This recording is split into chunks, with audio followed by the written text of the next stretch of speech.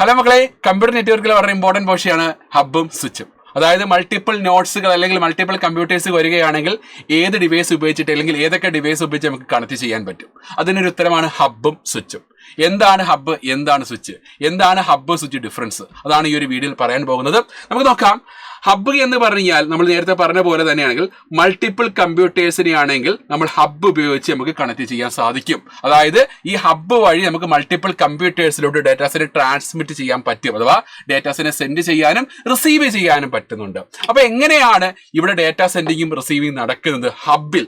നോക്കാം. ദാണ്ട ഈ സെൻട്രൽ കിടക്കുന്ന ഡിവൈസ് ആണ് ഹബ്ബ്. ക്ലിയർ? യെസ്. അപ്പൊ സെൻട്രൽ കിടക്കുന്ന ഡിവൈസ് ഹബ്ബാണ്, ചുറ്റും കിടക്കുന്ന നോഡുകളാണ്. അപ്പൊ ഇത് ഫസ്റ്റ് നോഡ്, ഇത് സെക്കൻഡ് നോഡ്, ഇത് തേർഡ് നോഡ്, ഫോർത്ത്, ഫിഫ്ത്ത്. അപ്പൊ എനിക്ക് N1 നോഡിൽ നിന്ന് N2 നോഡിലോട്ട് എനിക്ക് ഡേറ്റ ട്രാൻസ്ഫർ ചെയ്യണം.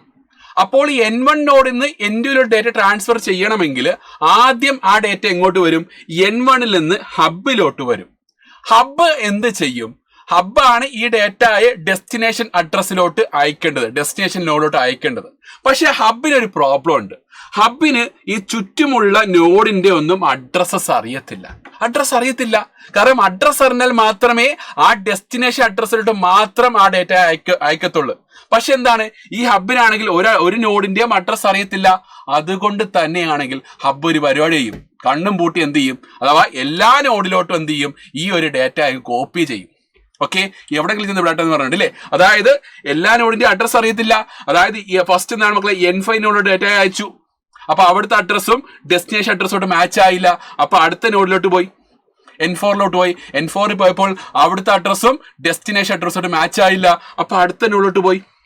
അവിടുത്തെ ഈ N3 നോഡിന്റെ അഡ്രസ്സും ആ ഡെസ്റ്റിനേഷൻ അഡ്രസ്സോട്ട് മാച്ച് ആയില്ല. അപ്പൊ അടുത്ത അഡ്രസ്സിലോട്ട് പോയി, N2 പോയി. അപ്പൊ അവിടെ ഡെസ്റ്റിനേഷൻ അഡ്രസ്സും N2 നോഡിന്റെ അഡ്രസ്സുമായിട്ടാണെങ്കിൽ മാച്ച് ആയി. അപ്പോൾ അവിടെ ഡേറ്റ അക്സെപ്റ്റ് ചെയ്തു. അതായത് ഈ പറഞ്ഞ ഹബ്ബ് ഉപയോഗിക്കുമ്പോൾ നെറ്റ്വർക്ക് ട്രാഫിക് കൂടുന്നില്ലേ? കാരണം ഇങ്ങനെ ഓരോ നോട്ട്സിലോട്ട് ഇങ്ങനെ മാറി മാറി പോവില്ലേ? അപ്പൊ നെറ്റ്വർക്ക് ട്രാഫിക് ഇൻക്രീസ് ചെയ്യുന്നു. അത് വളരെ ഡീമെറിറ്റ് ആണ് അല്ലേ? യെസ്. അപ്പൊ അതുകൊണ്ട് തന്നെ നെറ്റ്വർക്ക് ട്രാഫിക് കൂട്ടുന്നുണ്ട്, കൊളീഷൻ കൂട്ടുന്നുണ്ട്. അപ്പൊ എന്താണിത്? സ്വിച്ചിനെ അപേക്ഷിച്ച് വളരെ സ്ലോവർ ആണ്. പക്ഷെ സ്വിച്ചിലോട്ട് വരികയാണ്, സ്വിച്ച് ഉപയോഗിച്ച് ഡേറ്റാസിനെ ട്രാൻസ്ഫർ ചെയ്യുകയാണെങ്കിൽ താണ്ട ഞാനിപ്പോൾ N1 നോഡിൽ നിന്ന് N2 ഡേറ്റ അയക്കണം. ആദ്യം ആ ഡേറ്റ എങ്ങോട്ട് വരും? സ്വിച്ചിലോട്ട് വരും.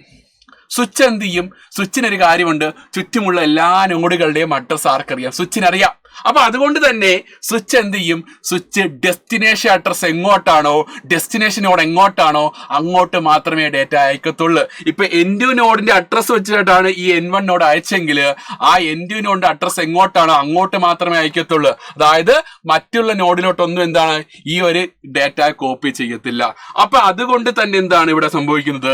നെറ്റ്വർക്ക് ട്രാഫിക് റെഡ്യൂസ് ചെയ്യുന്നുണ്ട് വളരെ. കാരണം ഈ ഹബ്ബിനെ അപേക്ഷിച്ച് വളരെ സ്പീഡ് ഉണ്ടായിരിക്കും.